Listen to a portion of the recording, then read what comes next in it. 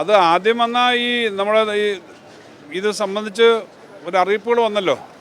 സർക്കാരിൻ്റെ ഈ ദുരന്ത നിവാരണ അതോറിറ്റിയുടെ വന്നു, നേവിയും അതുപോലുള്ളവരൊക്കെ പറഞ്ഞിട്ടുണ്ട്, അതിൻ്റെ നോക്കുന്നു. അതിനെ സംബന്ധിച്ചുള്ള അതിനടുത്ത ഘട്ടങ്ങളിലെ വിവരങ്ങൾ വന്നിട്ടില്ല. അതിനകത്തുള്ള ഈ ഓയിൽ കുറച്ച് ഡേഞ്ചറസ് ആണെന്നുള്ള വിവരങ്ങളാണ് വന്നത്. മറൈനുമായി ബന്ധപ്പെട്ട മറൈൻ ഓയിൽ നമ്മൾ സാധാരണ കേൾക്കാത്ത ചില കെമിക്കലുകളൊക്കെയുള്ള ഓയിലെന്നാണ് മനസ്സിലാക്കുന്നത്. അപ്പോൾ അത് സംബന്ധിച്ചുള്ള വിവരങ്ങൾ അത്ര വന്നിട്ടുള്ളൂ. എന്തായാലും അതിനെ സംബന്ധിച്ച് വളരെ കെയർഫുള്ളായിട്ട് ഇത് അപകടം ഉണ്ടാക്കാതിരിക്കാൻ പരമാവധി ശ്രമിക്കുന്നുണ്ട്. കപ്പലിൽ നിന്നാകുമ്പോൾ ഇത് ഒഴുകി നടക്കും. ഈ കണ്ടെയ്നറുകൾ ഉയർന്നിങ്ങനെ ഒഴുകി നടക്കുന്ന തരത്തിലുള്ള കണ്ടെയ്നറുകളായിരിക്കും.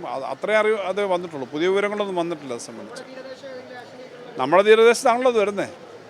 കാരണം കൊച്ചിയിലായതുകൊണ്ട് നമ്മുടെ വടക്കൻ കേരളത്തിലും ആലപ്പുഴയുടെ ഇപ്പുറം വരെ വരാം എന്നാണ് വന്ന വാർത്ത. പിന്നെ കടലിലെ ഒഴുക്ക് ആലപ്പുഴയ്ക്കൊന്നും കൊല്ലത്തേക്ക് വരത്തില്ലെന്നൊന്നും പറയാൻ പറ്റത്തില്ലല്ലോ.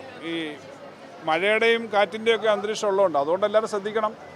ബോട്ടുകാർ പോകുമ്പം ബോട്ടിലൊക്കെ വന്ന് ഇടിക്കാനൊക്കെയുള്ള അപകടം ഉണ്ടാവാമല്ലോ. ഇതൊരു വലിയ ബോട്ടിനേക്കാളും വലുതല്ലേ ഒരു കണ്ടെയ്നർ എന്ന് പറഞ്ഞത്. അപ്പോൾ അങ്ങനെയുള്ള അപകടങ്ങളൊക്കെ ഉണ്ടാവാൻ ശ്രദ്ധിക്കണമെന്ന് പറഞ്ഞിട്ടുള്ളതുകൊണ്ട് നല്ലതുപോലെ അതിന് മുൻകരുതൽ എടുക്കുന്നുണ്ടാവും ആളുകളെന്നാണ് കരുതുന്നത്.